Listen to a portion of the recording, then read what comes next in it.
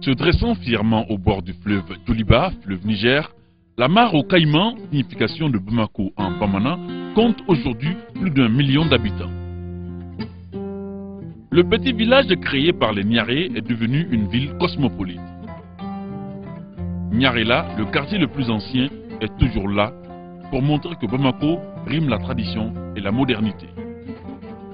Ville légendaire par son hospitalité, a su au fil du temps se hisser aujourd'hui comme une des plaques tournantes d'échange sur le plan des investissements au niveau national, sous-régional et international.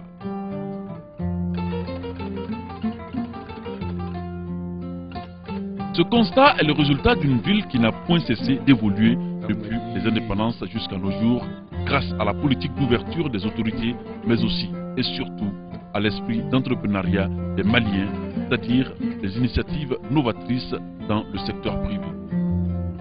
C'est pourquoi les opérateurs économiques d'une manière générale et les jeunes promoteurs en particulier se battent au quotidien pour drainer les investisseurs étrangers vers le pays ou créer sur place des structures qui concourent largement à l'essor du pays sur le plan économique, ce qui fait naturellement la fierté de tous.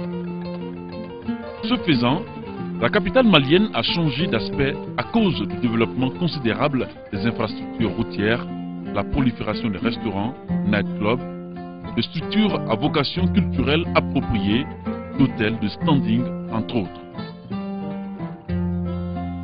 Mais il suffit pour qui fait un tour dans la capitale de mieux apprécier ces édifices ou structures, mais de se rendre compte que Bamako vit la nuit au rythme de ces endroits chics. Ces lieux ont donné un nouveau visage au Mali et à Bamako en particulier.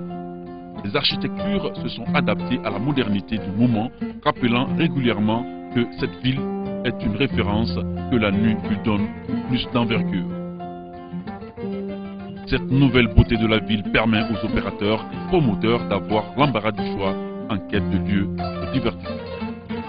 Ces lieux sont effectivement pris d'assaut une fois la nuit tombée par les jeunes et moins jeunes promoteurs qui dégustaient un café, un poisson dans un endroit coquet, une petite balade dans un nightclub en groupe évoluant dans le même domaine ou tout autre endroit pour se distraire et parler affaires.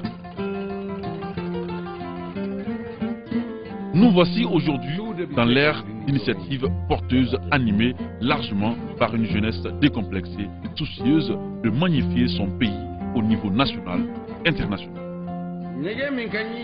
C'est dire combien ces endroits magiques incitent aussi les touristes et les investisseurs étrangers à venir vers le pays, ne serait-ce que voir dans un premier temps ces merveilles qui font sans conteste la spécificité de Bamako.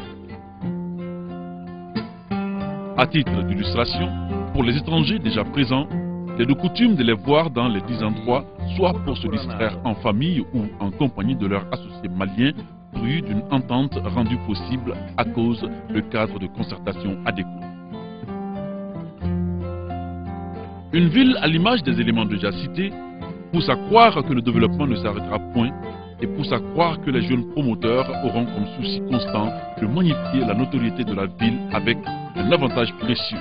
Le Mali est un havre de paix et Bamako la coquette continue son petit bonhomme de chemin à travers sa toilette qui la rend agréable, l'hospitalité de ses habitants dans une atmosphère de famille une fois le soleil tombé.